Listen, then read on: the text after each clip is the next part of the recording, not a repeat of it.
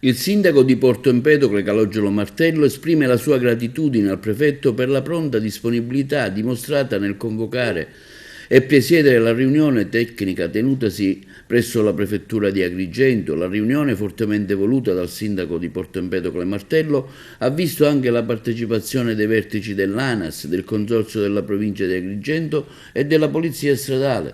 L'argomento trattato è stato il problema della viabilità lungo la strada statale 115, di vitale importanza per la comunità empedoclina e per gli automobilisti che transitano nella zona. Dopo un'approfondita discussione si è giunti a un accordo condiviso, nonostante l'importanza dei lavori in corso per migliorare la sicurezza della viabilità. Si è convenuto di sospendere temporaneamente le attività a partire dai primi giorni del mese di giugno.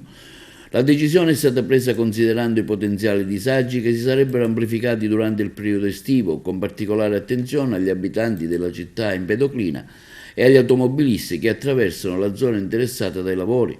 La sospensione consentirà di riaprire completamente la circolazione veicolare in entrambi i sensi di marcia da giugno a settembre, riducendo al minimo possibile i disagi per la comunità locale.